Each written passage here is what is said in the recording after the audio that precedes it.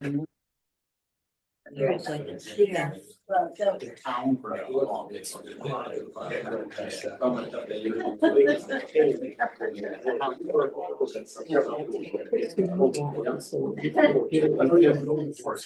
that's a huge. Like Mike Lenny. And I look at the camper. Sewer and you're gonna have to water.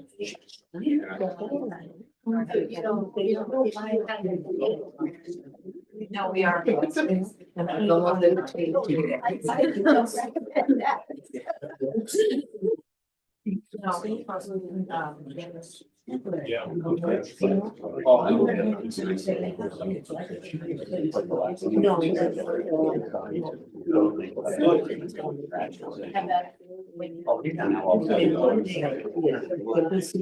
Yeah. Not required that. Nothing in this ordinance will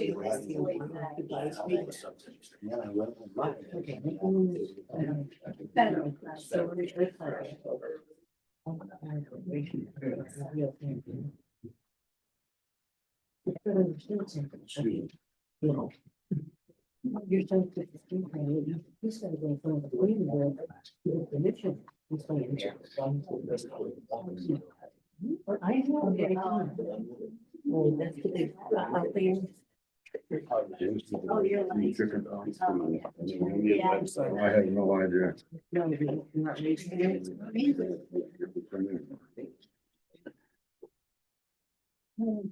Alright, so this is the team. This is the team. Yeah.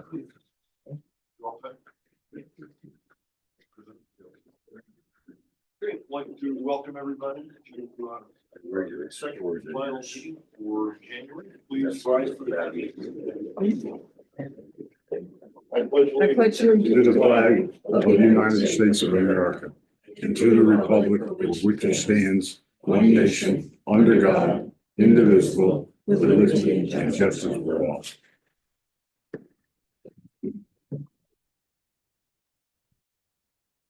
First item this evening is continuation of the public hearing with regard to local law number 125. Make a motion to open the public hearing on the adoption of local law 1 of 2025, amending the town zoning ordinance to define appropriate Hudson Green to establish maximum density of Hudson. Clerk call the roll, please. Councilmember Scanlon. Aye. Councilmember Lux. Sorry. Councilmember Capano. Aye. Supervisor Marshall. Aye. Okay, we'll open the floor to any comments. The first thing that I want to address before we do so, I had received some comments from residents with regard to certain sections of the zoning ordinance that may be applicable to restrict the project. And upon consultation with the town attorney, I learned that because there is no special use permit for this type of a project, that those would not be applicable to the project. And I'm going to ask the town attorney to expound a little bit on Certainly, there's performance criteria that are set forth for commercial projects that require special use permits. They have to do with nuisance, forgive me, air impacts, noise impacts. They're really performance standards, if you will, for those types of uses. So only if you're required to get a special use permit would they apply to what you're proposing to do. The way the zoning code is set forth now for agricultural uses, they're all permitted as of right. So there's no site plan requirement or a special use requirement. There is just, a description of the agricultural activity in the definitions, and then it's allowed to continue in the zoning districts. the rural residential zoning district, which includes ag. We used to have the map up here. It's white. It's the majority of the town. So when we put together the draft local law, what we did is we defined a density for poultry uses, defined poultry, and then we indicated that if you want to exceed that density, then you would have to get a special use permit from the planning. So under these circumstances, if you propose, more than 1.5, help me out here, Dale, 1.5 square feet inside, or if you provide less than, 1.5 square feet for poultry inside a building, then you would be required to get a special use permit.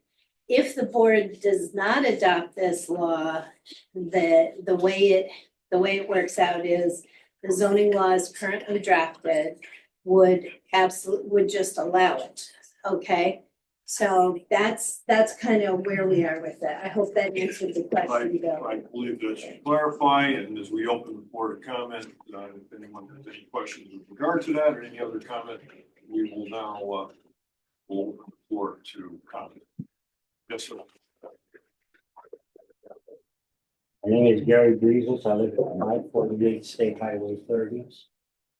And I admit to being one of the parties that communicated with the town in writing in opposition to this project. For those of my neighbors who have not seen or heard of my comments, we request permission to read these so everyone understands where it came from. We are writing to oppose the proposed establishment of a chicken farm at 306 State Highway 30. As you know, there are between 25 and 30 residences within close proximity to this 18-acre combined parcel. And as a group, these residents are unanimously opposed to the project as it has been described by the applicants to the Zoning Board of Appeals at their December 17th, 2024 meeting. At that meeting, the applicant proposed to apply for a building permit to construct 18,000 square foot building with the possibility of 2 floors for the potential of 37,200 square feet of floor space, and that they intend to house 40,000 egg-laying chickens. We respectfully request that the building permit application be denied on the basis that such a commercial chicken farm of that density, though it may be technically a conforming use,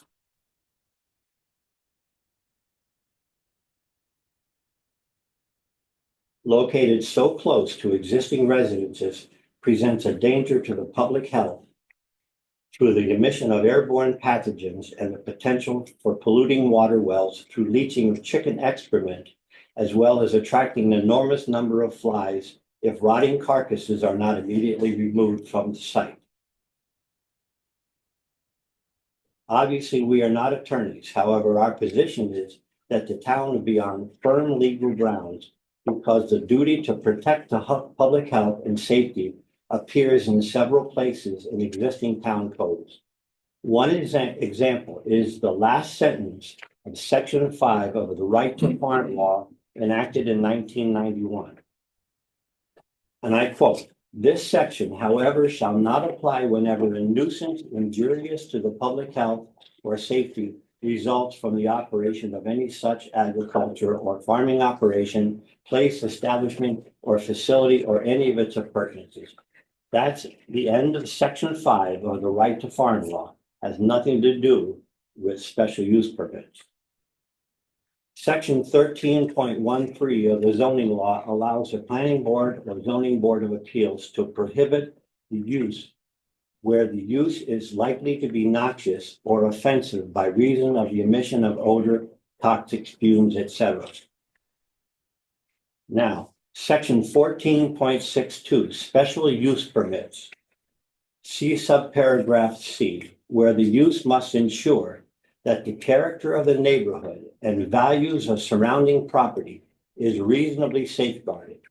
We would simply ask, if these conditions are required of a project applying for a special use permit, why wouldn't the same standards apply to a project that does not require a special use permit due to its conforming use?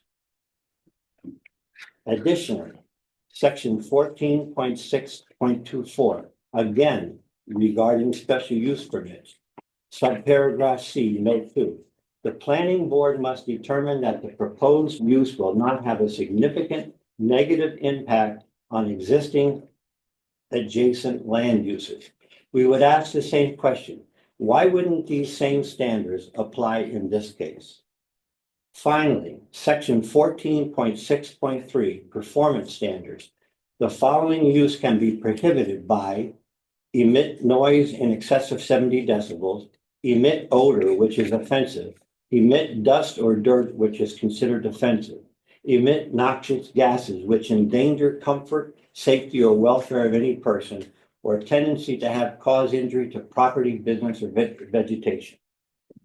In closing, even a cursory review of the scientific literature reveals an abundance of studies suggesting that high-density poultry farms, such as the one proposed, if located near residential neighborhoods, can have very real damaging effect from airborne viruses, including CAP, community-acquired pneumonia, to water contamination, to obnoxious odors, and unfortunately to a disastrous reduction in the neighbor's property values, because no one wants to live next door or down the street from a chicken farm. Thank you. And Mr. Jesus, I have the email of that document that you had sent to me. And what I will do is I will forward that on to the town clerk and we can make that part of the record for you. Thank you, but I would like to ask the town attorney, acknowledging that it's true that the section that I quoted had to do with special use permits. I acknowledge that, ma'am, but I ask again, why wouldn't those standards apply to a project that doesn't require special use permit? Are we just going to forget the fact that the neighbors could be in danger? So the way zoning is set up is you have certain uses under the zoning code. A category of uses are uses as of right, which all you need to do is get a building permit. And there's a list in each of the section of the zoning districts of the town, which lists those uses. Right. So those uses as of right, they just go to Chris and Chris decides whether or not they can get a building permit. So it's non-discretionary. Okay, if you meet the standards, you go forward with it. There's a category of uses in next where you're required to get site plan approval from the planning board and meet certain requirements as part of site plan review. And then the last category is specially permitted uses. And that category of specially permitted uses are listed under each of the districts as you can do this if you do this, okay? The last category is prohibited uses, uses that are just prohibited in the town, rendering plans. Right. That comes to mind. So those are prohibited just because they're not uses permitted as of right, uses permitted by a special site plan, or use permitted by a special use permit. If you're a use by right or a use by site plan, you don't have to meet the standards for a special use permit. Things that are required to get a special use permit are things like factories, manufacturing facilities. They are certain types of facilities like warehouses, certain types of retail facilities. This as ag, and I totally agree with your definition of how you're interpreting the right to farm law. But this as ag has always been in the town zoning code a use as of right.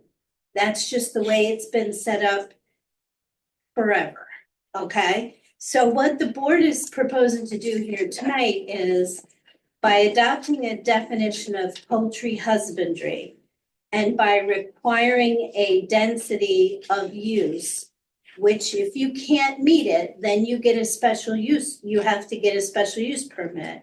What they're trying to do is make sure that the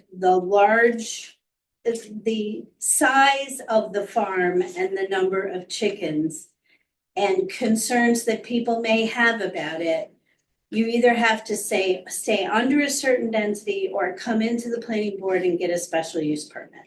That's the way it's drafted. If they let it go and they don't move forward with this, it's a use as of right, okay? So it may be that this local law doesn't give you everything that you would like, but it is better than the current situation. And just because the town adopts this local law doesn't mean they can't continue to study this issue and reevaluate the zoning code as it applies to agricultural uses. That's going to take some time. It's not something that can be done quickly. And they need some assistance in order to do that. Because I'm not a farmer.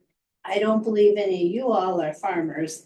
They need some advice from farmers in order to make sure that the laws that they're developing would make any sense.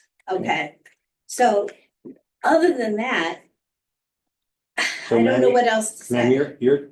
you're advising the board and telling the neighbors that there is no way that the code enforcement officer can deny this building permit on the basis of public health. No. If it's a use No, as what? a. No, they can, or no, you're. No, not? they can't. No, they can't. Let's look at it this way, and this is the way, this is why the law is this way.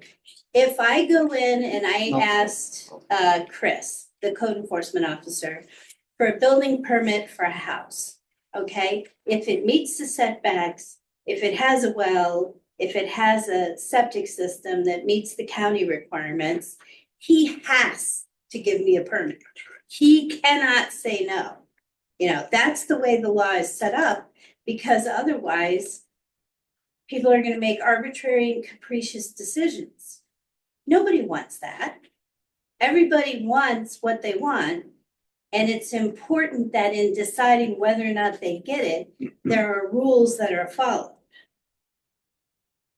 So of all the sightings that I made that had to do with special use permits, the only one that could possibly give the town a reason to deny it would be that end of section 5 of the right to farm law, where the beginning of section 5 prohibits nuisance lawsuits against an existing farm. And we talked about that last time. Right. There had to be, the farm had to be 1 year old or more. Right. And you couldn't bring a nuisance. In fact, you could be penalized if you did.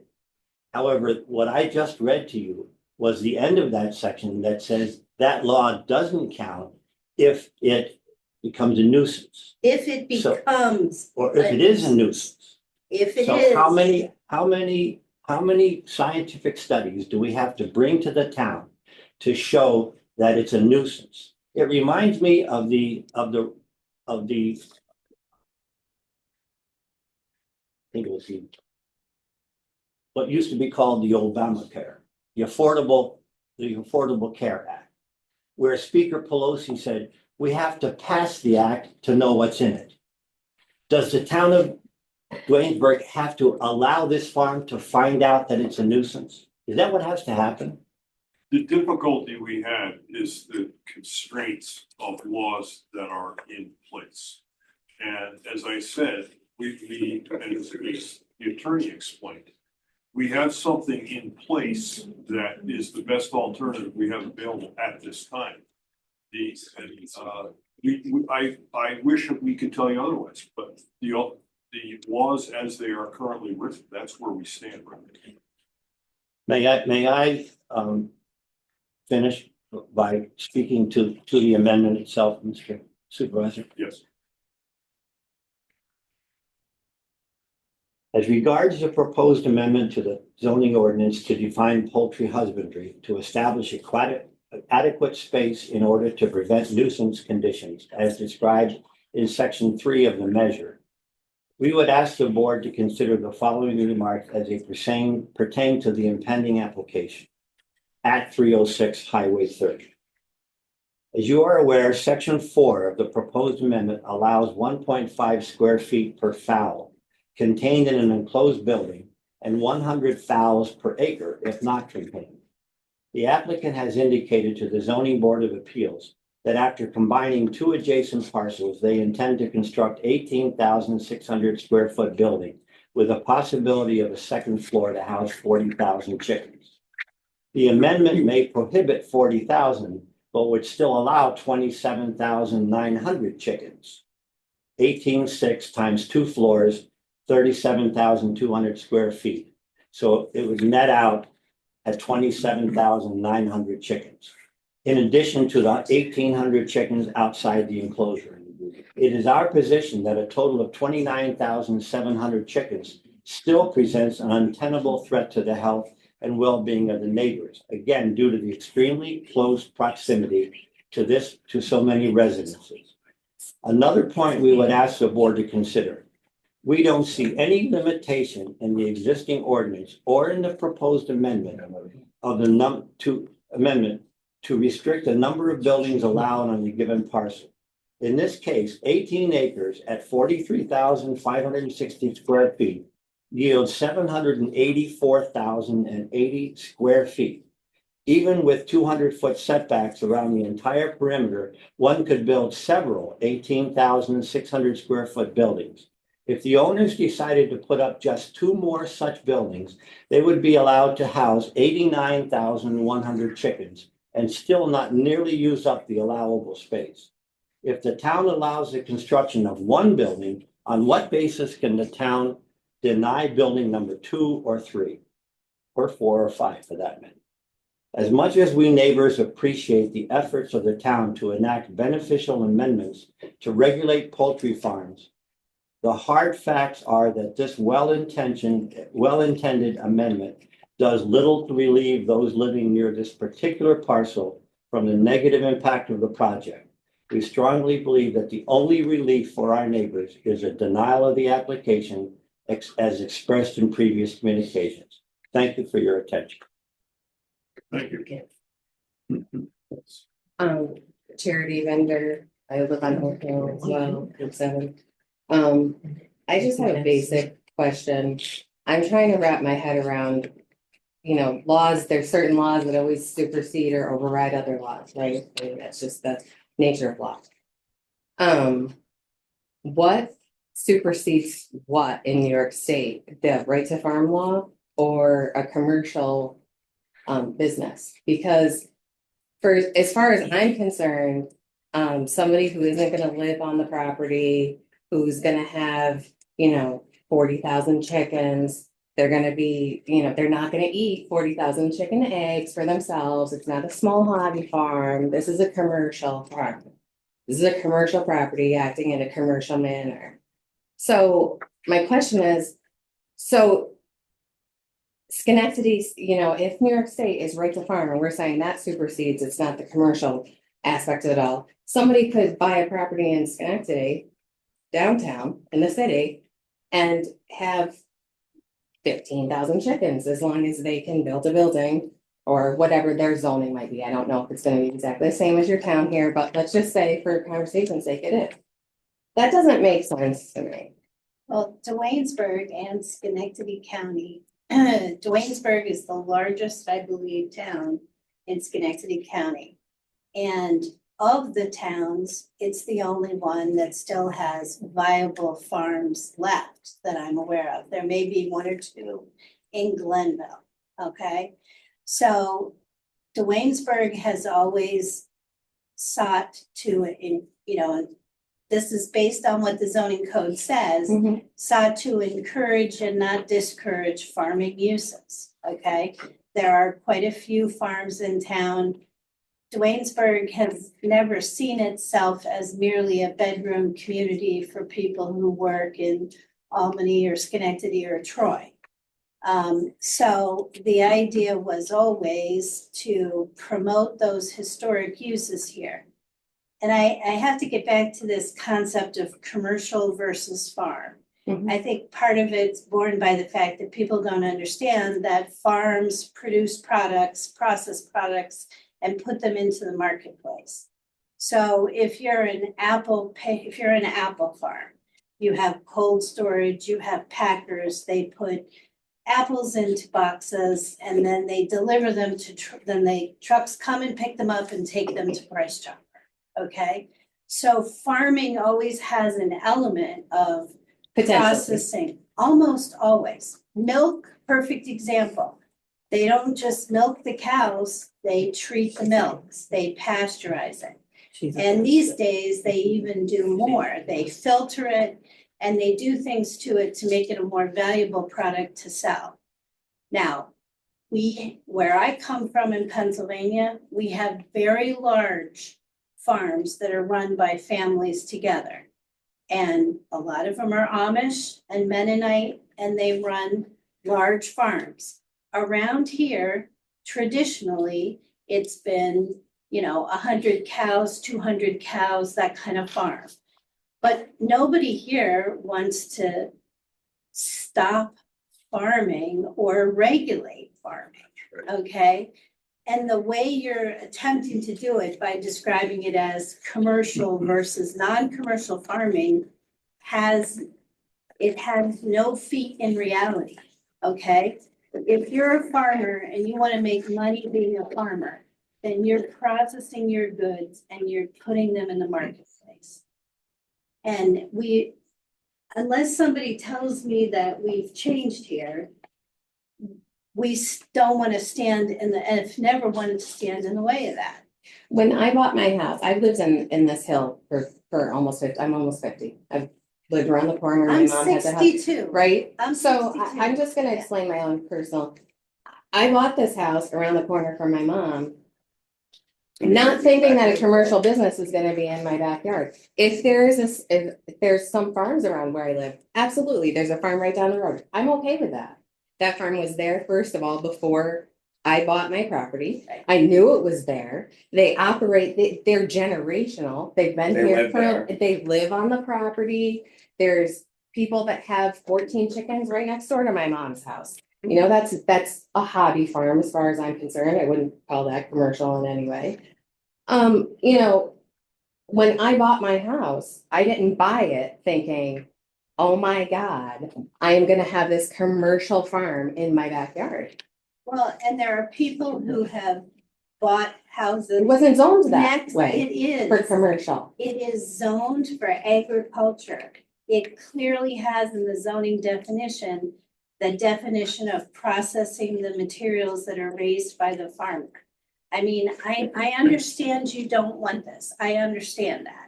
And I'm not unsympathetic. I'm just telling you what the law says and what it has always said, okay?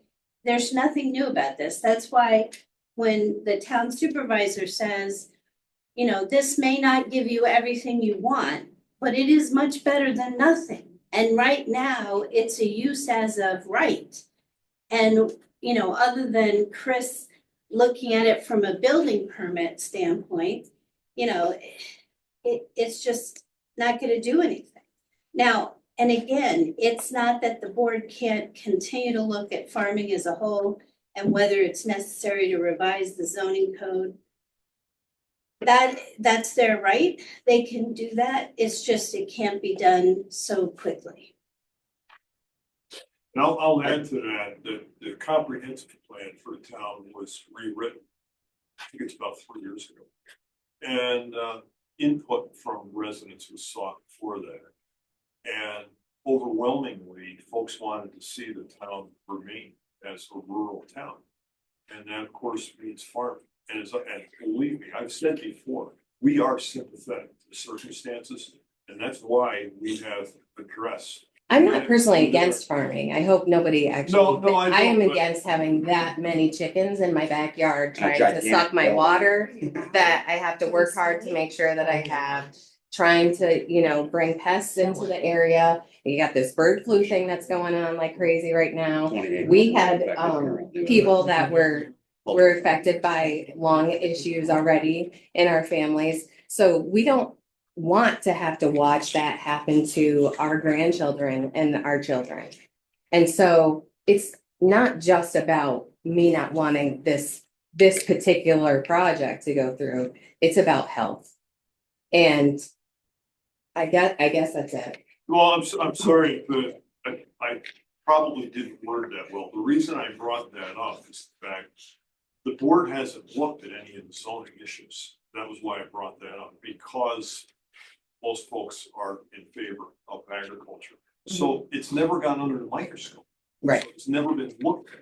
And the Okay. concerns you raise are absolutely valid concerns. So we as a board need to look at it and with legal advice, what can we do to address it? And that's why we've put this in place. And as I said before, may not be perfect solution from where everybody stands. Right. It may be a compromise, but within the boundaries of the laws that we have to adhere to, it's the best thing we can do at this time. And that doesn't mean, as the town attorney said, we will pursue this further. However, in order for it to have credibility, it needs to have recommendations made from somebody outside its credential. And so we need to first find somebody like that, which we can do, but it's a process. And that doesn't mean anybody here wants to drag their feet, but it does take time to go through that.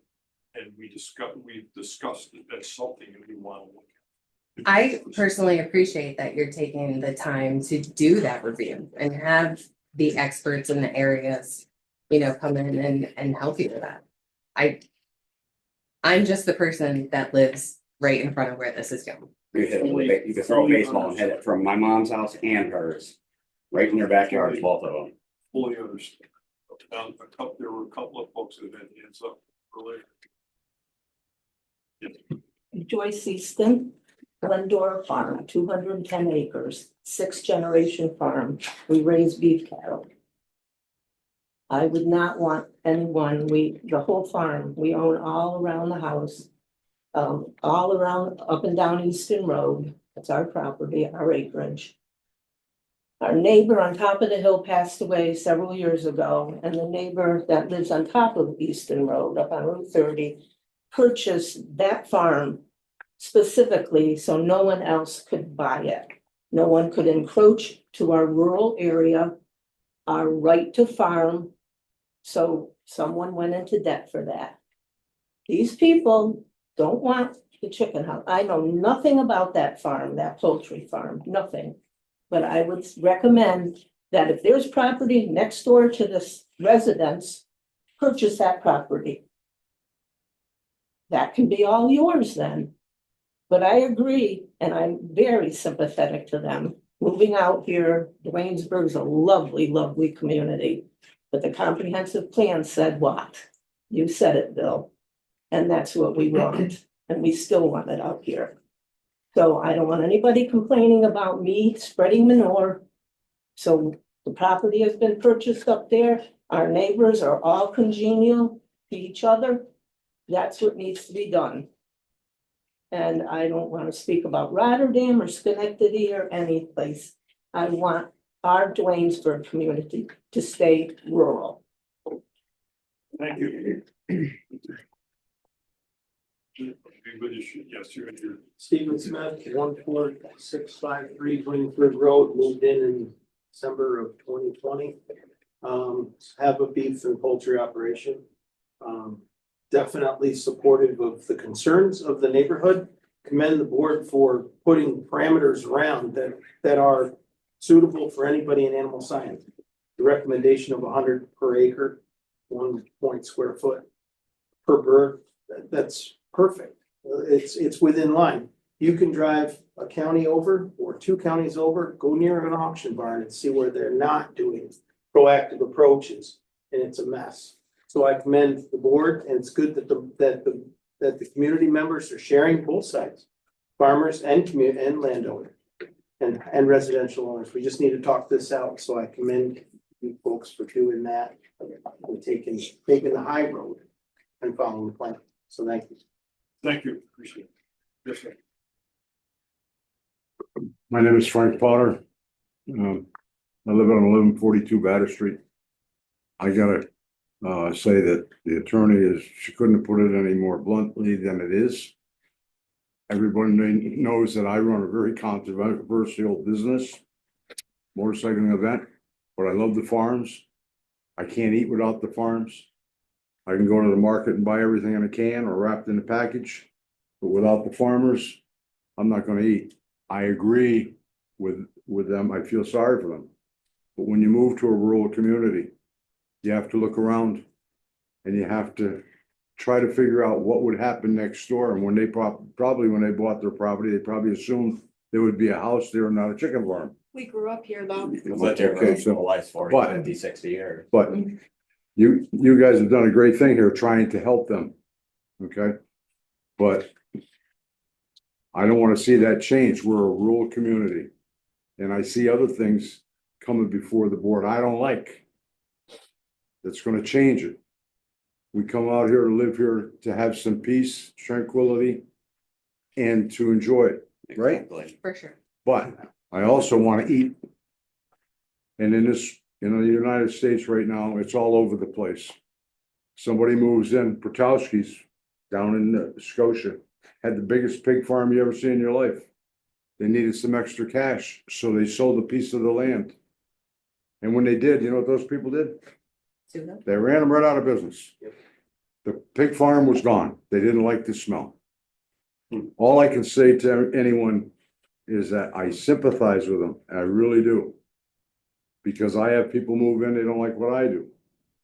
And they run around with petitions, or maybe they'll get on a board and they'll make up a new rule and blame it on someone else. But I think what you guys did was right. And you were 100% right. The zoning is simple, just like planning. If you fit, you have to give it to them. If you don't, then this board is a bad board. Or the planning board is a bad board.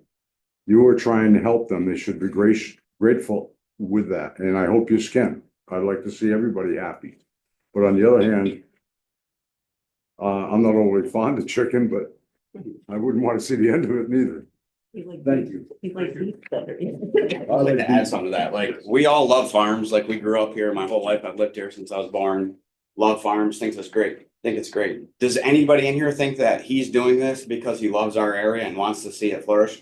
I truly feel that he's bought this property for cheap. So he can just make money. They're not gonna live there on premise. So I feel that they don't really care. Are they going to care if it smells? If it's dirty? What they're doing to the water? Not like a farmer would. Like, she loves her land and pays the taxes on it, and that's completely different than someone that just has this farm to make money and to go back, drive to their house 20 miles away, 30 miles away. You know, they don't have to live there and deal with this stuff. So who's gonna like police like that? You know, how many chickens? Is it dirty? Is it disgusting? Is it dangerous to us? The noise, are we gonna have to make complaints and then have like DEC go in there and check it out and monitor to ensure that they're following all procedures and protocols and the numbers that are set forth? And That would be conditional upon what the building permit would spell out. That limitation on that, and that would be addressed within the confines of this new law. And as Gary was stating, though, that they could just keep building more buildings, say he's in business for a year and they're doing great and their profits are up. He decides, hey, I can build one more of these and then one more. With everything that's going in, they can have 60, 70, 80,000 chickens in the matter of a couple of years. That's the reason why, as we had stated, we're going to have some outside sources make recommendations to the board so that we can address things like that. I just wanted to state that, like, the farmers around here live here and they love their land and they care about the area. I just feel that this project is somebody coming from outside, just doing it for profit and then living far away from it. I recognize, as I had said last time, we've got a lot of family members that are involved with agriculture. And I know that animal husbandry, when you don't have anyone on site on the property, I could tell stories all night, but I won't because we've got a meeting to move on through here. So I'm going to ask unless anyone has anything else that hasn't been addressed at this juncture, that it's time for us to move on. And yes, sir. Has the applicant submitted anything yet? I think there was something last Tuesday that I missed, I was unaware of. So I just wanna, Josh, you know me, I just wanna make clear that this law change is not about a specific operation. Correct. Okay, so if you could give the board your comments regarding the law, that would be great. My the mistake. proposed law. Has anybody under this new proposed law submitted a application, anything? No, this juncture there. Okay, under your proposed amendment here, it's, I know you guys know this, but I'll just read this part. If such additional authority is provided, the planning board has limited authority to allow greater density of poultry husbandry by special use permit, where the applicant can show that this will meet the standards for the issuance of a special use permit, and where the application addresses waste handling and other potential nuisance, conditions. Under that, in a proposed issue here, I am trying to keep this vague. What would be the potential nuisance conditions according to the board? Those would be many of the items that Mr. Drizos had addressed in his document that you read a little bit earlier. Okay, so not only are we just looking to, I mean, just like the broader version, but there's air, noise control, noise pollution, air pollution, stuff like that, not so much just. And the performance standards of the special use permit as well. Right, that's right. But also noise and air, Yeah, and. basically whatever whenever- under special use permit is. That's correct. And when the special use permit is in front of the planning board, the application is in front of the planning board, they also look at the State Environmental Quality Review Act as well. So that gives them a lot of leeway in the fashioning of conditions to make sure that the environmental issues are addressed.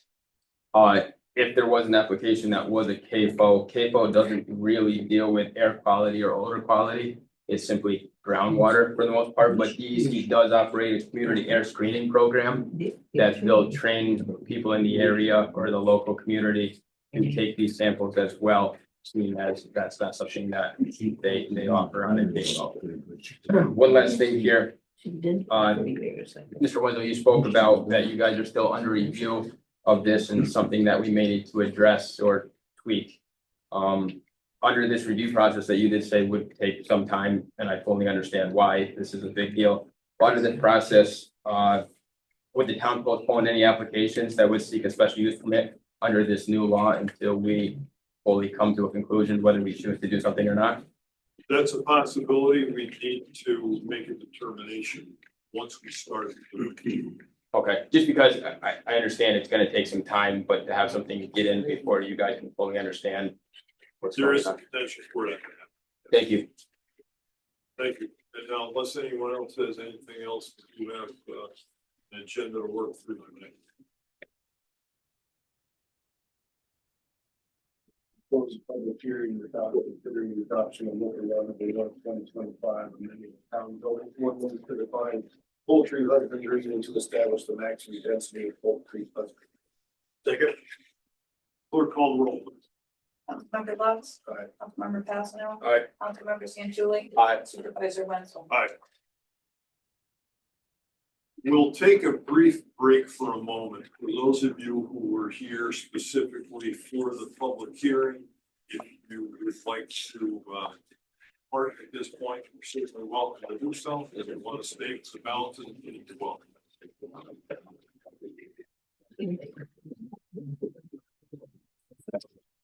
Thank you.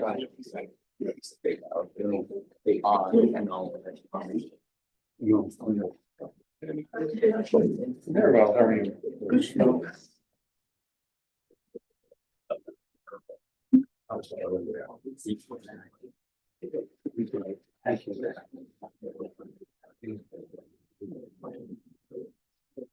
You too, Ken.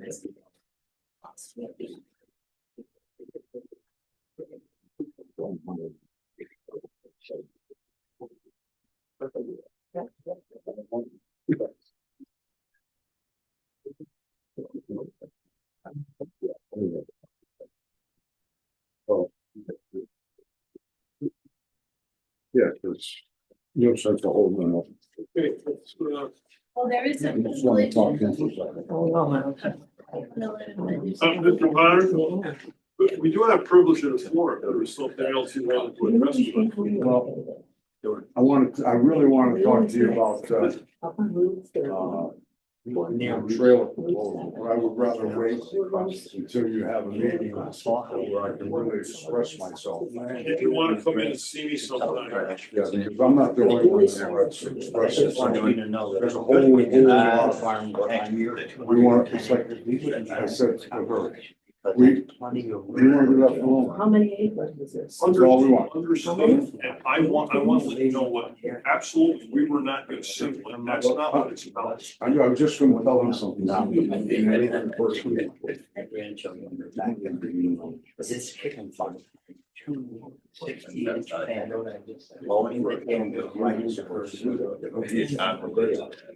know, we all sympathize with the people come into the town and they see free money, you know, hey, let's buy it. You know, and that's the problem.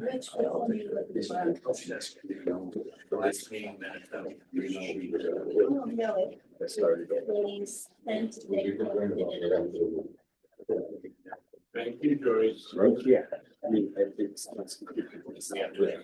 don't want to insult them. No, I don't. Thank you, guys. Thank you. She did a great job, by the way.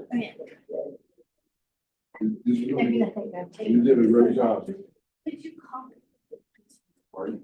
All right, let's move on here to.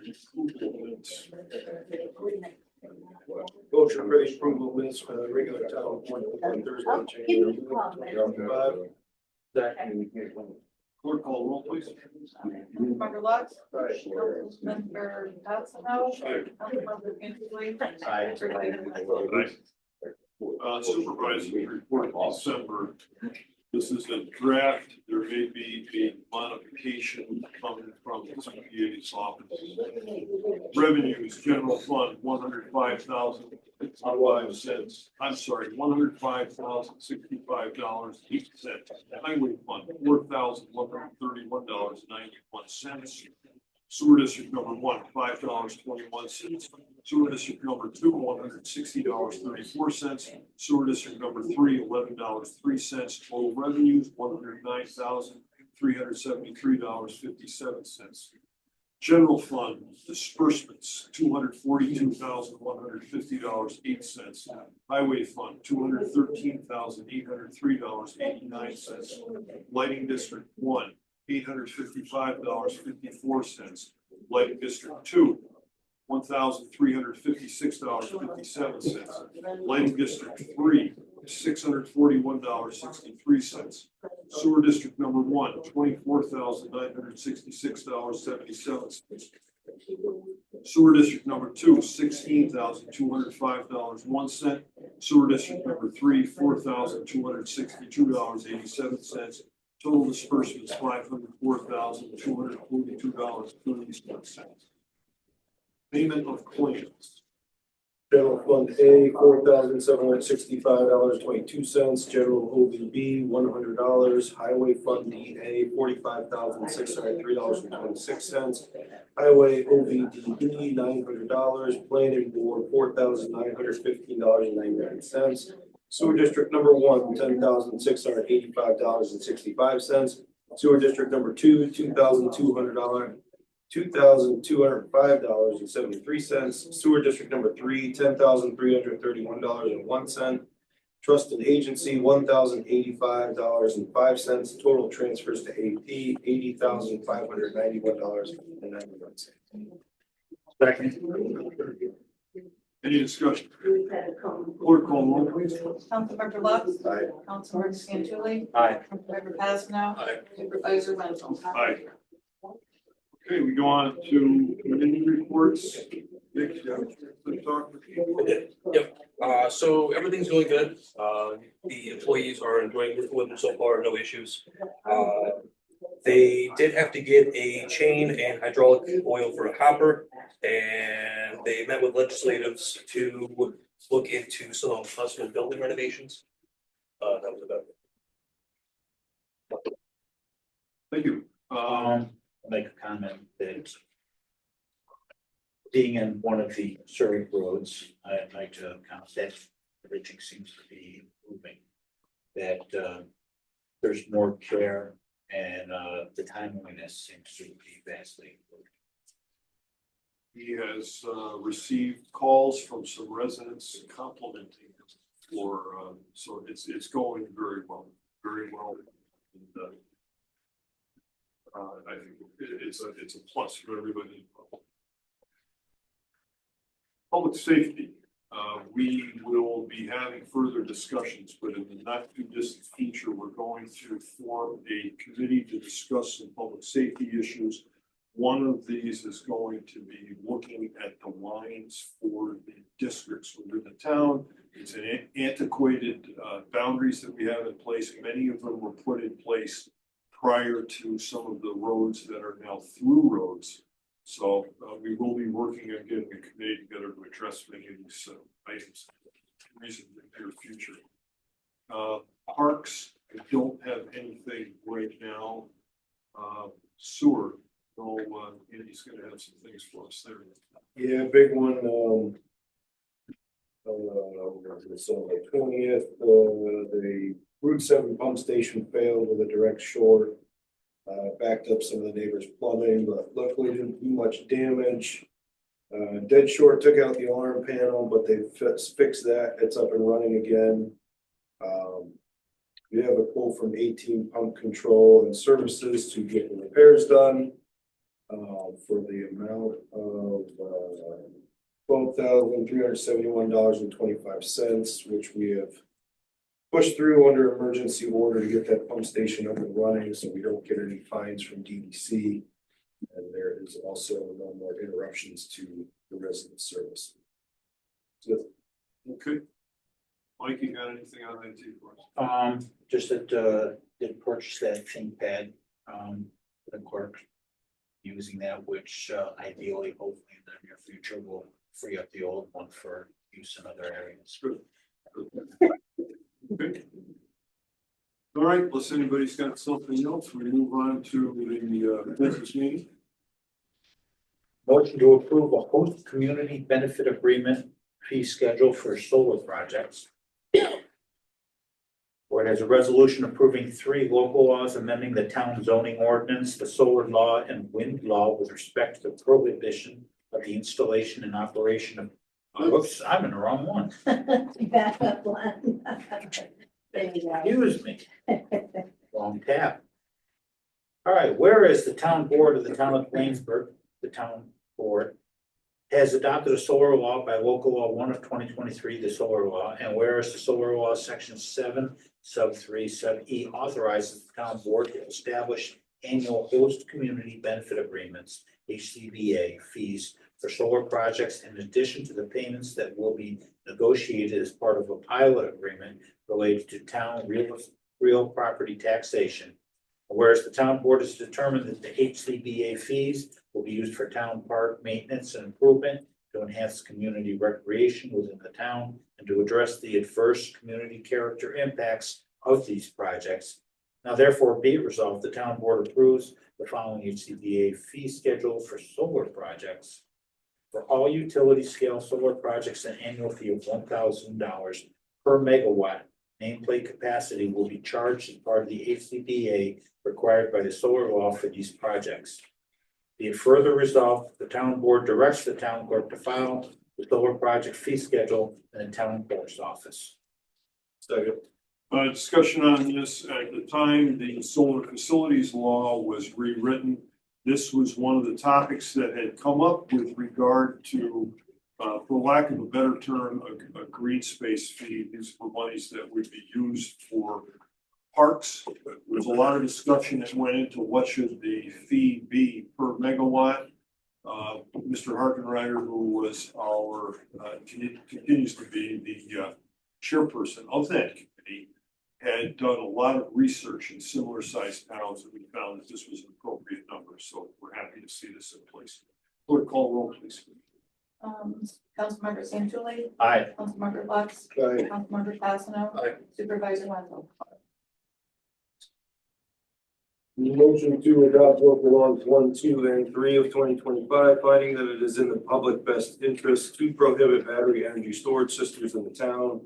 Whereas the town of Dwaynesburg is concerned that the installation and operation of battery energy storage systems, quotations BESS, as either standalone systems or systems installed in conjunction with wind energy systems or solar energy systems will pose a threat to the public health, safety, and welfare of the residents of the town and their property. Whereas the town board would like to ensure the town's laws, including the zoning ordinance and the solar and wind energy laws with respect to installation and operation of BESS, all consistently prohibit the installation and operation of BESS, with the exception of any existing approved projects, i.e. Oak Hill 1 and 2. Whereas the town board finds that the installation and operation of BESS will impose hardship on its volunteer firefighters, that currently the state of New York has either not implemented any of the recommendations of its task force on BESS or insufficiently implemented them to ensure that the residents of the town are protected from the use of BESS given the current technology. Whereas the town board introduced the attached 3 local laws, now local laws 1, 2, and 3 of 2025, town of Twinsburg, regarding the prohibition of BESS. Whereas public hearings were duly held on the adoption of the local laws at the regular scheduled meeting of the town board on December 12th, 2024, at the town of Dwaynesburg town offices at 5853 Western Turnpike, Dwaynesburg, New York, at 7 p.m. And that public comments, if any, have been considered by the town board. And now therefore be it resolved that the town board is the only involved agency for the adoption of local law zoning amendments, and as SEQRA lead agency has carefully reviewed the EAF 1, 2, and 3 for the proposed action, the adoption of the local laws concerning BESS, and determines that the restriction of this use will not result in a significant adverse environmental impact and will rather protect persons and property from potential harm from the use of BESS in the town, given the current state of the technology and the burden it will place on volunteer firefighters in the town. Be it further resolved that the town board hereby adopts the attached local laws 1, 2, and 3 of 2025, finding that it's in the public's best interest to prohibit BESS in the town. And I just wanted to add before somebody seconds it, that it was referred to county planning, and county planning deferred to local determination with respect to each one of these local laws. So. Second. Okay, discussion on this. We had looked into this again as part of the solar law rewrite committee. And as we take a look just this past week, one of the largest battery storage facilities in the country, out in California, was on fire. The fire department there did not combat the fire. We have documentation from an engineer that the fire burned between 3,000 and 5,000 degrees. And had they applied water to it, the water would have evaporated long before it could get to the source. All that would have happened is that we would have had a steam cloud that would have captured a lot of heavy metals and brought them back to the surface. And based upon the fact this is new technology, and we've seen incidents like this, we felt it was prudent to put this in place to protect residents. Clerk, call the roll, please. Councilmember Lux. Aye. Councilmember Fasano. Aye. Councilmember Santucci. Aye. Supervisor Wendell. Aye. Motion to adopt local law number 4 of 2025 entitled amending the town zoning ordinance with respect to the definition and regulation of poultry husbandry in the town. Resolution adopting local law 4 of 2025, amending the town zoning ordinance with respect to the definition and regulation of poultry husbandry in the town. Whereas the town of Dwaynesburg is concerned that the term poultry husbandry is undefined but referenced within the town zoning ordinances definition of agriculture, and that no density is established in the town zoning ordinance for poultry husbandry. And whereas failing to specify in the town zoning ordinance an appropriate density of poultry is likely to pose a threat to the public health, safety, and welfare of residents of the town and their property. As maintaining poultry under too dense conditions can lead to disease, to inappropriate waste management, excessive noise and odors, and to unsafe living conditions for the poultry. And whereas the attached local law amending the town zoning ordinance has been drafted to address these issues, and the town board is the only SEQRA involved agency for this action, which consists of adopting a local law to amend the town zoning ordinance. Whereas the town board has reviewed the EAF parts 1, 2, and 3 for the proposed action pursuant to the requirements of SEQRA. Whereas the town board held a duly noticed public hearing on January 9th, 2025, and carefully considered all of the oral and written comments made on the proposed local law. Whereas the local law was duly referred to Schenectady County Planning, to the Town Planning Board, and to the Town Zoning Board of Appeals for comments. Whereas Schenectady County Planning responded by deferring to local considerations.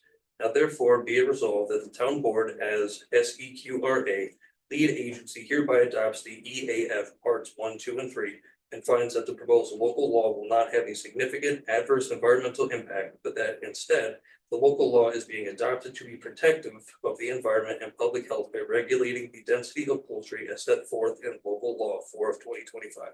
Defining and regulating poultry husbandry in the town of Williamsburg. Be it further resolved that the town board hereby adopts the local law attached hereto and directs the town clerk that it be published and filed as required by law. Second. Any discussion? Clerk call roll, please.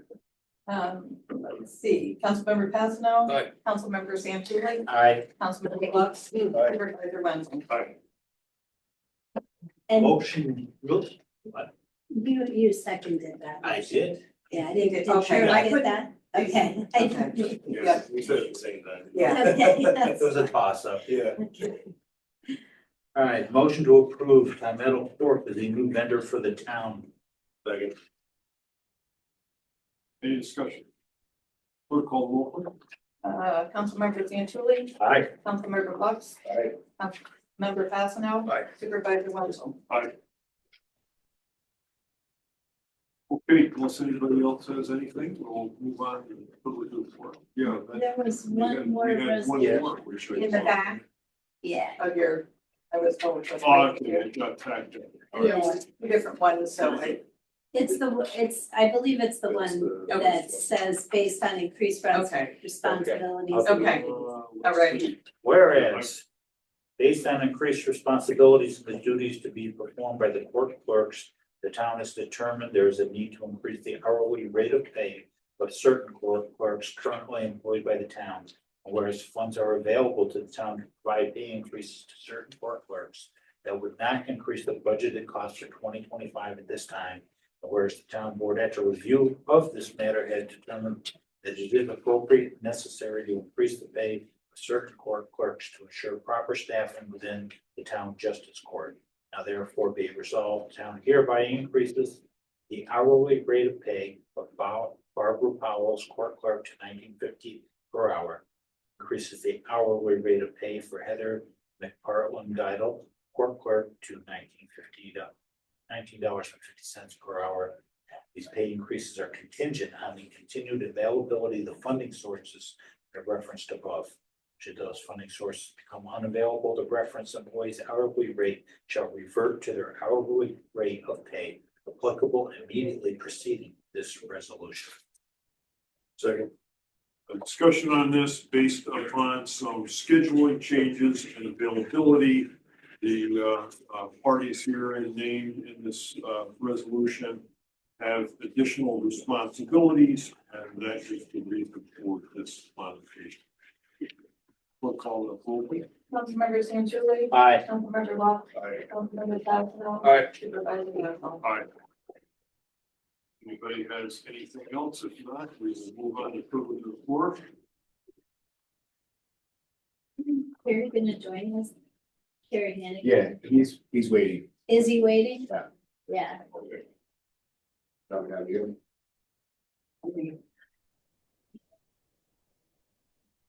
Thank you. Yeah, you did. Oh, great. Thanks. Oh, hang on.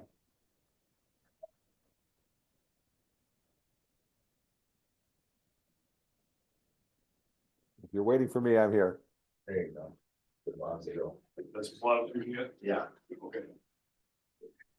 Mike.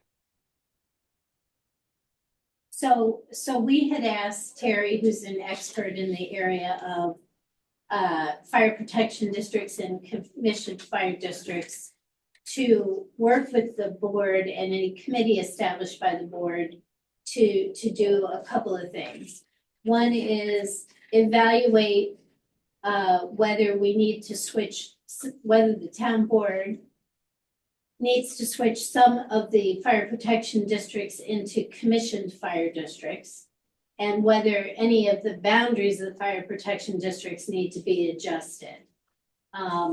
And so I asked Terry to come so he could be here and explain this and answer any questions that the board members may have. Okay, well, thank you, Teresa. I'm not an expert. I'm just an old guy that's done this for a long time, so. Do you have specific questions or you just want me to ramble for a little bit? I think if you could just go over the particulars for us, as far as the commission districts and what would be involved for us to implement commission fire districts, that would be helpful. Okay, well, it's essentially up to the town board to decide whether it wants to create a district. And again, I fault the legislature for using confusing words like fire protection district and fire district, but a fire district is an autonomous political subdivision of the state, just like a school district. A fire district is not part of the town, yet it's born out of the town. So you would essentially create it, and then it would live its existence on its own, not answerable to the town, but answerable to a governing board of fire commissioners elected by the residents of the territory that comprises that district. On the other hand, a fire protection district is really a subset of the town. All areas in the state have to have fire protection. So if they're not in a fire district, it's incumbent upon the town in which that area is located to create a fire protection district so that a tax can be levied, so that then the town can contract with a fire company that's located in that area, or a fire company that's located outside of that protection district area, or even contract with a neighboring fire district for its fire company to provide protection.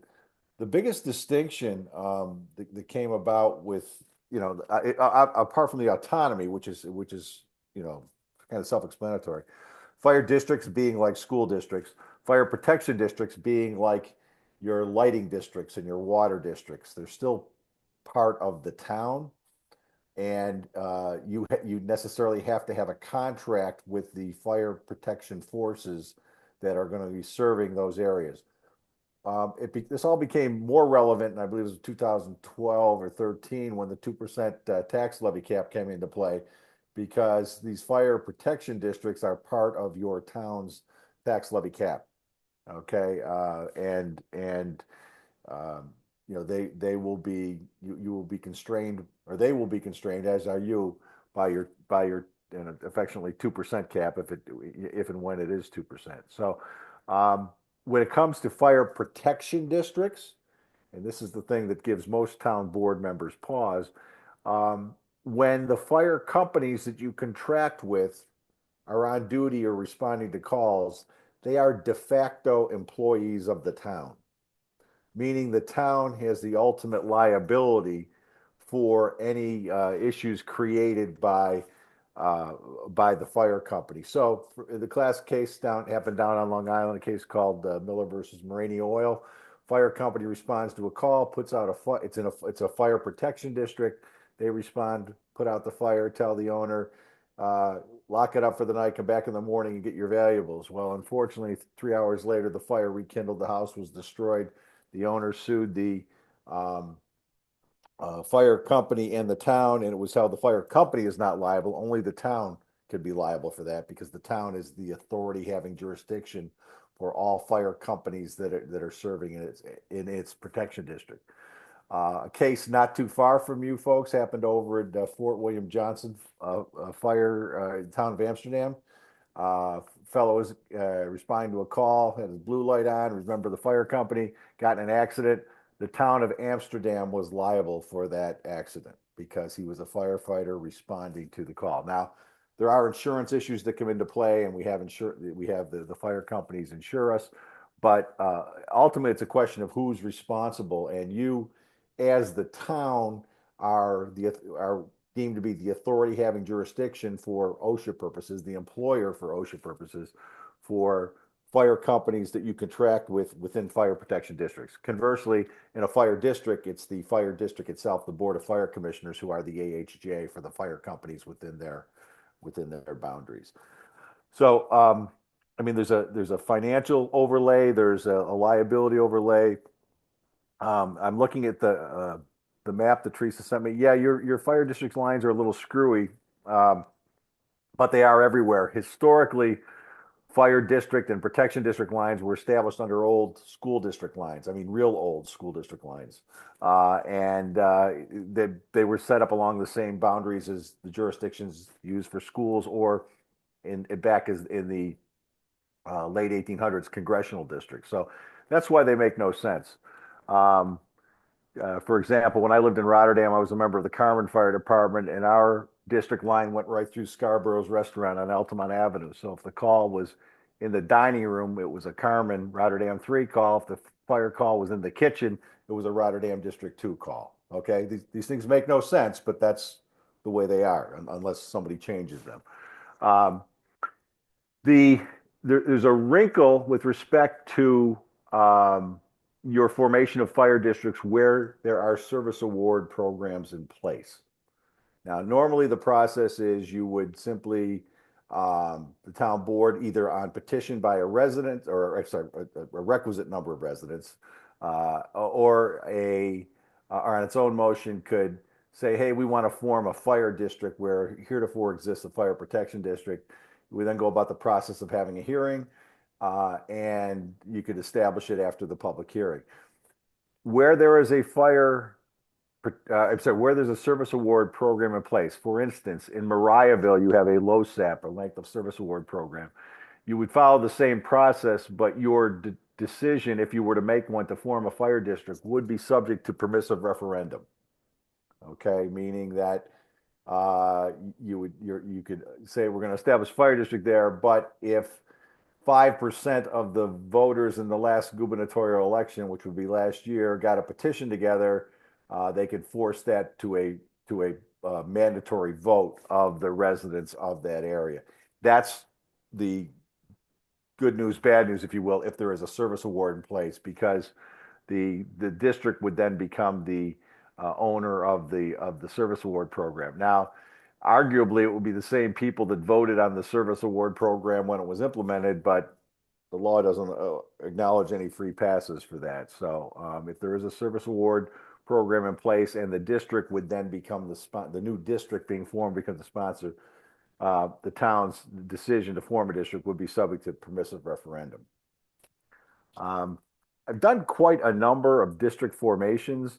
This is anecdotally, it's public information, but when on the heels of the 2%, Cuomo was big at trying to bring dissolutions and consolidations about when he was Attorney General and Governor. I'm talking about Andrew. But when the 2% tax levy cap came in, we had about 860 fire districts in the state of New York. We now have well over 900. Okay, and that's in most instances as a result of towns wanting to get out of the fire business, sometimes for the right reasons, and sometimes just simply to expunge the fire protection districts from their 2% tax levy cap. There are other places that I've, and I would say about 50% of the places where I formed districts, it's been an organic and a grassroots movement by the firefighters to say, hey, look, we're dealing with, we have to do contracts with, 3 towns, or in one instance, I had five towns and 2 villages that a fire company was contracting with. And it was just, through machinations, what if we form a fire district? And the idea for forming the fire district originated in the firehouse with the not-for-profit fire company. And then it was, basically sold or transmitted to the towns and the villages who then decided to go along with it. And then the fire district was created. So in that instance, the 5 towns and the 2 villages got out of the fire business. Typically speaking, when you create a fire district, you don't, nothing changes with respect to the response because it's still the same fire companies.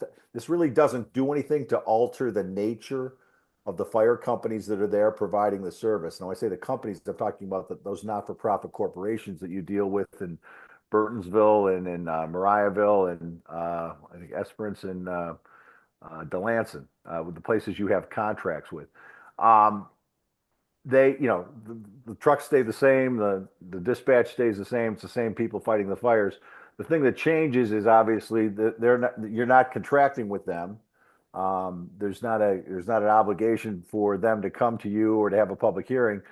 Their governance comes under the fire district. And in a fire district, the district is not doing what the town is doing. And the district is not cutting a check and paying the fire companies to provide fire protection. The district, again, acting like a school district, takes on the obligation of providing the fire companies in their jurisdiction everything they need to, fight fires, respond to car accidents, what have you. There's not a check. In fact, there's no provision in the law that allows the fire district to cut a check to the fire company to pay for stuff. The fire company actually works for the district. So there's a big transition with respect to how the fire companies do business because, the good news is they're not budgeting, they're not having to come up with the budget for the firefighting aspect of it or the training aspect of it. The downside for them is they're not getting a big check every, February or March from the fire district. But if they need 6 sets of turnout gear, the chief goes to the district board of fire commissioners and says, we have 6 new firefighters who've all passed firefighter 1. I need 6 sets of turnout gear. It becomes incumbent upon the fire district through its budgeting and its process to then purchase that equipment. The fire companies will still earn money or still can get money 2 different ways, or at least 2 ways. One is they can do fundraising as the not-for-profit corporations they are. The second way is there's a thing called, not to be confused with the 2% tax cap, there's 2% money that the state charges on foreign fire insurance that goes to the firefighters on a per capita basis. You've probably seen that money come in and out of your town coffers every year. And then the third way that we sometimes see this is when you create a new fire district, the fire companies own all of the assets. They've purchased them over 100 years of contracting with the town, so that the fire company owns the firehouse, owns the apparatus and whatnot, and the fire district typically pays rent for the firehouse because now it's the fire district's obligation to have fire apparatus and a place to quarter that apparatus. So, that's generally, there's some leases for vehicles and equipment and whatnot. And then going forward, the fire company will no longer be buying apparatus. The fire district will be doing it and be able to do it by bonding and using their ability to issue bonds, just like the town does. So that's kind of a whirlwind distinction or discussion about those 2. Although it's been not really a discussion. I've been talking and not listening too much. But you've got in your town, you've got 2 fire districts, fire districts 1 and 2, which I believe 1 is Quaker Street and 2 is Duanesburg, and then fire protection district 2, which I understand to be Mariahville and Burtonsville areas. Just Mariahville. Just Mariahville, okay. So fire protection district 3 then is Burtonsville, Esperance, and Delancey, the area served by Delancey. So, looking at this, taking the names away, you can make a fire district out of any contiguous properties. All right. So, I mean, everything here is contiguous. You couldn't make a fire district between Mariahville and Quaker Street, but you could make one between Mariahville, Burtonsville, Esperance, and Quaker Street, as long as everything's touching.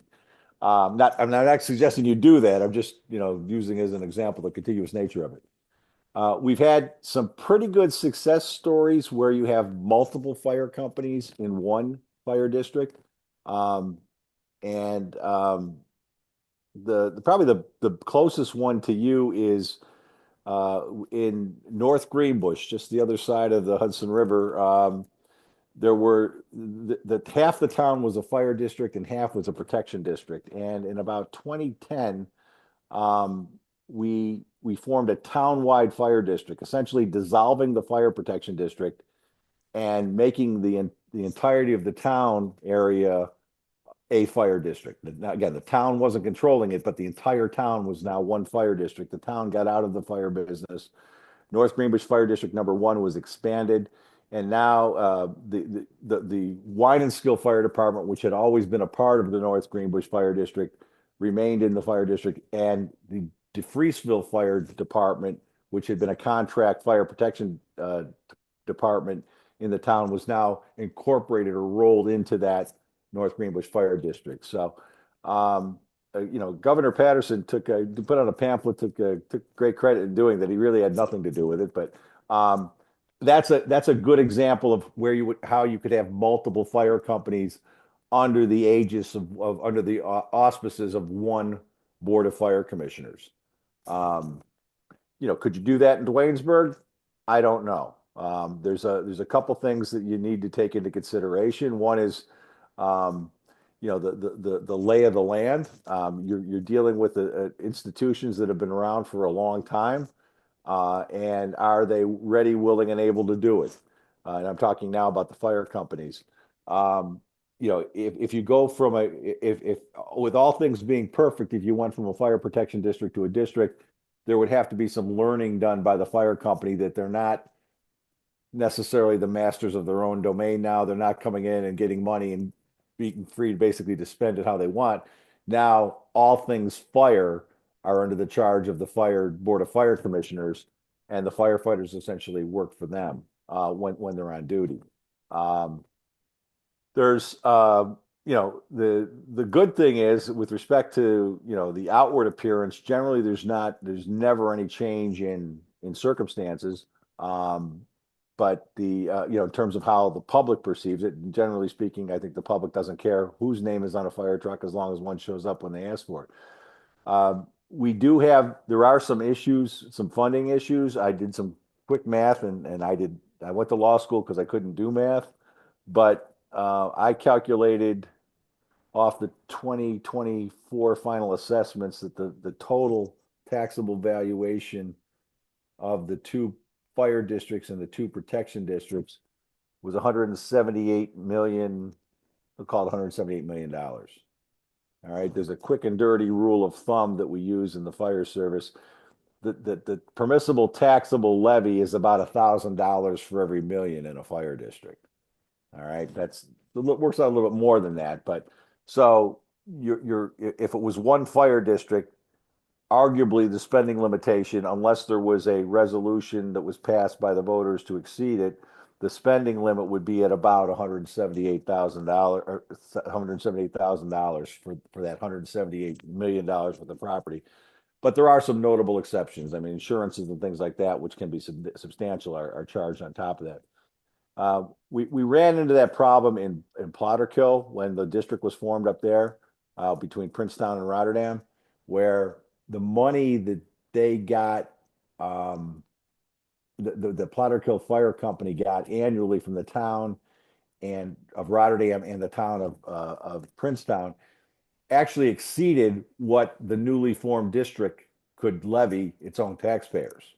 Again, it's kind of an anomaly we have to look at when we're creating districts. So what we did in that instance is we had a ballot measure that said, so just in rough numbers, say they were getting $200,000, $100,000 from Rotterdam, $100,000 from Princetown.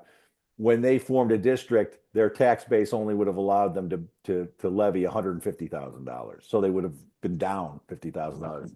When we formed them, the first ballot referendum was to allow the fire district to levy an amount at least as equal to what the towns had been giving them the prior year. So they were able to levy. The voters voted to, it didn't involve a tax increase for them. It just authorized the district to levy more than they would have been legally allowed to levy without taxpayer approval. So Now I'm really getting in the weeds with you folks over this stuff, but I figured I'd throw everything out there that's come up and some recent, things that happen around you. So, um, I think that if I'm sitting on a town board, I probably my biggest motivation would be, um, you know, what's best for the town? Do we have the time and the effort and the energy to devote, whatever time we do to the fire service in terms of negotiating contracts every, year, every 5 years, 3 years, whatever you do it. And then, do we want to be in the fire business, or is it best left to a an elected body of 5 commissioners who all reside in the fire district to make those determinations?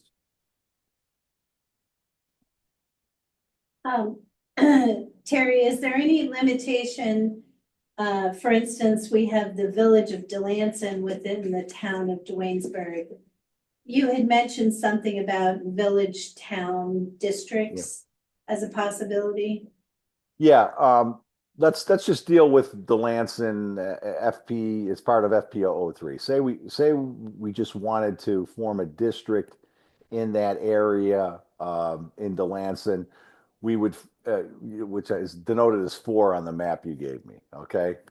So part of that is the town of Duanesburg. Part of that is the village of Delanson.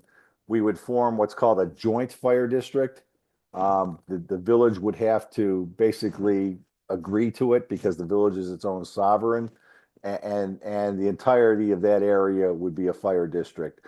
Now, you could, just by virtue of the fact that it's a village, it's entitled, you can't just take them, you can't just, take over or ignore the village's sovereignty. So, I mean, if you want to be, a real big thinker, you could take all of Duanesburg and form a joint fire district with all of Duanesburg and the village of Delanson, a joint fire district. But the presence of a village necessitates that you get the village to agree and go on board with that, or you exclude them. And Delanson obviously has its own fire department. They could just continue to serve the village, or they could continue by contract with, they could continue by contract to serve that area that's outside of the village. But just for argument's sake, let's say and again, I'm not suggesting this, but say the entire town of Duanesburg, except for the village of Delanson, was in a fire district. The Board of Fire Commissioners of the fire district could contract with the village board in Delanson and the Delanson Fire Company to provide service outside of the village area in that fire district area. Probably in the area that Delanson historically served would be my guess, but that's you cannot though without the cooperation and agreement of a village create a fire district that imposed by a village. Because there is one exception, but it wouldn't apply here because there's not already a district there. There's one exception. If the district's already been formed before the village is formed, then there's some leeway, but that wouldn't apply here.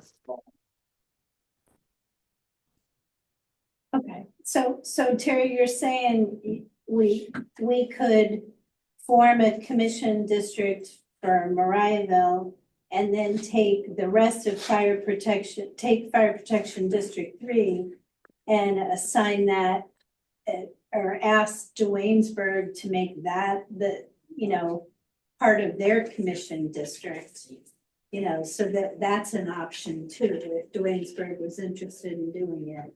And it wouldn't make those other fire companies go away. They would just have to work together with the Duanesburg Commission Fire District. Yeah. So we've got Duanesburg as a fire district now, correct? At number 6. That is correct. Okay, and as my understanding, they're also covering Quaker Street, even though no, they're not. Okay, Quaker Street's still its own autonomous thing. Okay.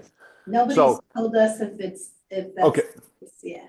Okay, no, I knew they'd had some troubles. I wasn't certain what happened. Okay, so you could you could expand Duanesburg FD 002, Fire District 2, into you know, that area, we look at the same map that have the numbers 1, 2, 3, 4, 5, 6 on it? Yep, yeah. Okay, okay, so you could take 6 and expand it into 4.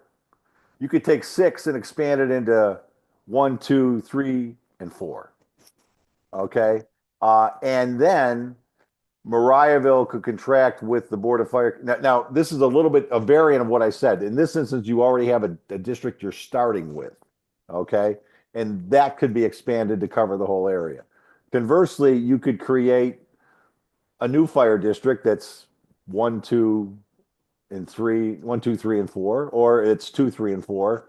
You know, you basically can mix it up any way you want as long as everything's contiguous. But one theory would be you could take Dwaynesburg and just extend its boundaries, Dwaynesburg Fire District with their permission, and obviously they would their Board of Fire Commissioners would probably have a lot to say about that. You know, having to get from one corner of town to the other, but you could expand the fire district, or you could create a new fire district with any of the other, you know, with any or all of the protection districts that are already out there. So does anybody have any questions for Terry or anything that he hasn't, you know? Any questions at all? Bill? No, I think everything, I have had a lot of questions answered. Anybody else here have any questions you want to bring up? There's a lot of weeds that are gonna have to be gone through. Well, and obviously you gotta meet with the commission fire districts and the fire companies in order to try to move it forward. But I mean, it is ultimately, with the exception of the village of Delanson, it's ultimately within your purview, okay? So it is, the low SAP is a bit of a wrinkle in Mariahville, but I think if the fire company wanted to be responsible for that, then it's likely that the residents within the district would support them in that. You know, it doesn't, they still pay it the same way we pay it now out of they would be direct taxation funds that they receive. So, so Bill, what's your plan? Is your plan to have a committee work with Terry to work with the fire companies and try to move this forward? Yes, I think we should do that and get a group together and explore it and have people that are involved, that have knowledge of this to make some suggestions and recommendations. Okay, and I think Terry can be a great resource for that committee because they're gonna have questions about what's possible. You know, I mean, until Terry talked about the 178,000, I mean, I have no way, I don't know, because I'm not good with figures, but how much do we pay the fire companies to provide services in fire protection districts 2 and 3 now? Does anybody know what the? I have it. I can ring in on that. Okay. Burtonsville, $66,700. So 67,000 for Burtonsville. For Esperance, 90,000, and for Delanson, 89,000. So if we just looked at those Fire Protection District 3 properties, you're dealing with 179, about 250. You know, it which far exceeds, you know, I'm looking at the assessor's rolls here. Fire Protection District 3 has 1,000 total parcels, and it has $57,602,000. So you're paying them more. If you were just to take 2, 3, and 4 and make a fire district out of it, what we would have to do is get the voters to go along with that, agree to be taxed at the same rate they're being taxed now for fire protection, because you know, it's still going to cost what it costs for at least the fire companies. Ideally, you would see you'll see some cost savings, but you'll also see additional expenses when you create a district because you've got some administrative expenses you never had before. But it would be incumbent then upon that district to set the levy and contract, or it would set the levy, and it would provide for Burtonsville and Esperance. And if Delancey, the village wanted to be part of that fire district, the village would cede or give up its responsibility for the fire company. It would then become the fire district's responsibility. If the village did not want to do that, then that board of fire commissioners it's called Fire District 3. We'll change fire protection to Fire District 3, could then contract with the village to provide the same service that it already does, that you already contract with the village for. So. Well, thank you very much for signing in and explaining all this, Terry. It's really helpful. It's, the thing, it's not quite as exciting as the chicken thing, because I was getting hungry listening to that. But when you look at this, you got to consider the resources of the town, but you also have to consider the human resource component of that. And understand that if I'm a firefighter in Burtonsville, I'm not going to drive over to Quaker Street to get on a fire engine, okay? Or to sit in a firehouse late at night. The other reality that you have to confront is these folks are probably all responding to the same calls anyway, just because of the shortage of personnel.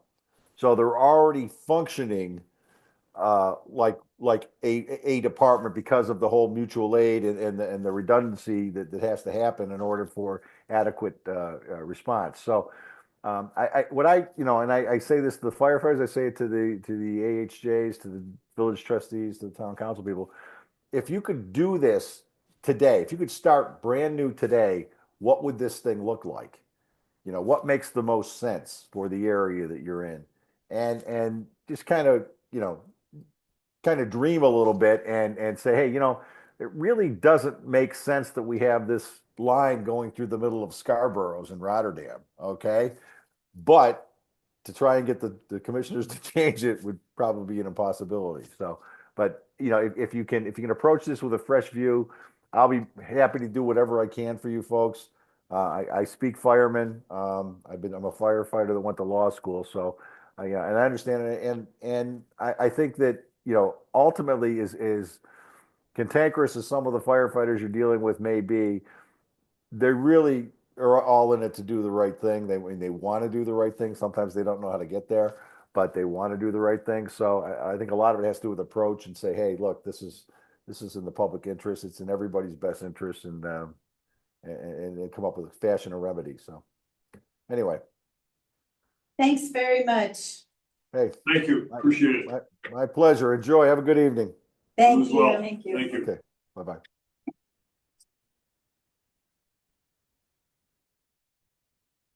That thing we have left is privilege of the floor. Do we have any residents here to speak? You're the only one left. Do it. I have nothing to say. We have just one thing left. Motion to adjourn. Second. Clerk call roll, please. Councilmember Santilli, Aye. Councilmember Lux. Aye. Councilmember Passano, Aye. Supervisor Wintle. Aye. Thank you very much. Chris, for turning off whatever the noise was. Yeah. You just- It was that fan above your head. I heard it. I'm Just like. remember to turn it on so we don't have to Like- shut lights. We don't